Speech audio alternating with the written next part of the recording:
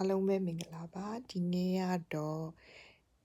weekend ဆိုရင်အလေးမှာကအလူတွေမြန်မာဘုန်းကြီးကျောင်းတိုင်းမှာအလူလေးရှိတတ်တယ်ပေါ့နော်ဒီနေ့ကတော့မိတ်ဆွေမိတ်ကပိတ်ကပေါ့နော်မိတ်ဆွေတွေဖိတ်ထားတဲ့အလူလေးကိုသွားဖြစ်ခဲ့တဲ့အမှတ်တရပါအဲ့ဒီမှာတော့အလေးမှာ order မှာလို့ရတဲ့မချူချူဆိုတဲ့တံပေါက်လေးသူတို့ order မှာပြီးကြွေးတာစားလို့ကောင်းတယ်ပေါ့နော်သူကလည်း one of the ကောင်းတဲ့တံပေါက်ပေါ့နော်အဲ့ဒါလေးရဲ့နောက်အချိုပွဲလေးတွေကလည်းစုံတယ်မိကကလေးစီနဲ့အုံယိုလေးနဲ့ရောစားတဲ့ဟာပိတ်အစားပေါ့နော်အဲ့ဒါလေးလည်းစားကောင်းတယ်ပြီးရင်တခြားအချိုပွဲတွေလည်းစုံပါပဲကြောက်ကြောတွေကောပြီးလို့ရှိရင်ဒီဗလဲ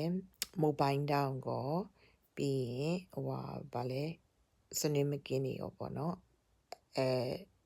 ဘလော့ပီနန်ဆွနေမကင်ပေါ့နော်အဲ့ဒါလေးလေးစားကြရတယ်ဟင်းချိုလေးလည်းတောက်လို့ကောင်းတယ်ဒီ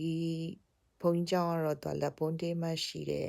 ဒီအလီမှာပေါ့နော်ဘုန်းကြီးကျောင်းနေရှိတဲ့နေရာနေတကျောင်းပေါ့နော်အဲ့ဒီကျောင်းလေးကလည်းအခုတတရာလေးနဲ့အရန်လှပနေပြီပေါ့နော်